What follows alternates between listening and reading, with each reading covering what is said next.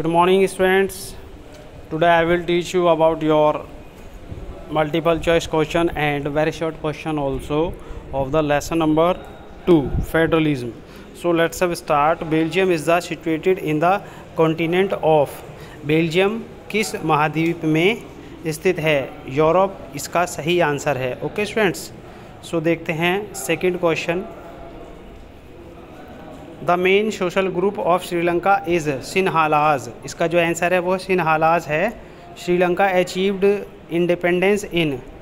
श्रीलंका ने स्वतंत्रता प्राप्त कब हुई या श्रीलंका स्वतंत्र कब हुआ? 1948 is the right answer. The union government in India is called as. Central government, union government को ही हम सेंट्रल गवर्नमेंट बोलते हैं. मैंने आपको पढ़ाया था. How many organ are there in the modern democratic system. Modern democratic system में कितने ऑर्गन होते हैं? 3. कौन कौन से होते हैं? लेजिस्लेटिव, जुडिशरी और executive. Okay. In democracy the power is vested in. Democracy में सत्ता जो समाहित होती है वो किन में होती है? लोगों में होती है, चूँकि लोग अपने मत के द्वारा अपने रिप्रेजेंटेटिव्स को चुनते हैं. How many languages are recognised in Indian constitution? There are 22 languages recognised in Indian constitution. Okay students, so let's have start. अब हम बात करते हैं वेरी शॉर्ट क्वेश्चंस की. What is meant by majority टायरेनी?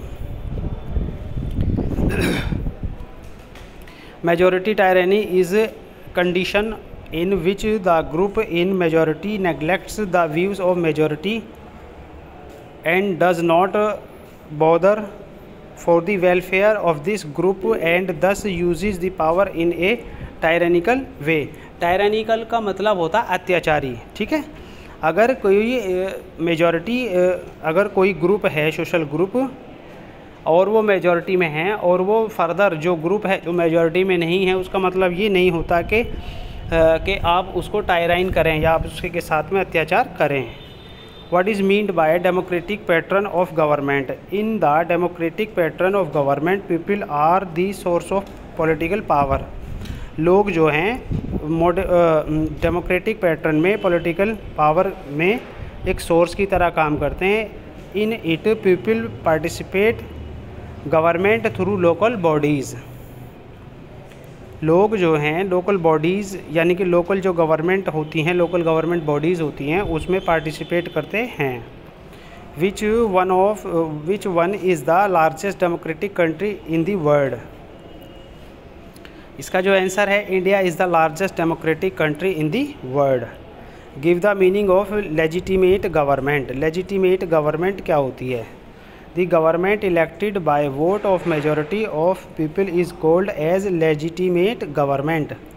जिस सरकार का निर्माण लोगों के मत के द्वारा होता है उसे हम लेजिटिमेट गवर्नमेंट कहते हैं. What are the 3 organ of the government?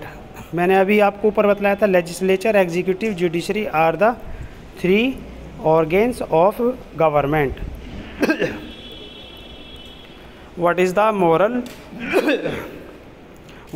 moral argument of power sharing?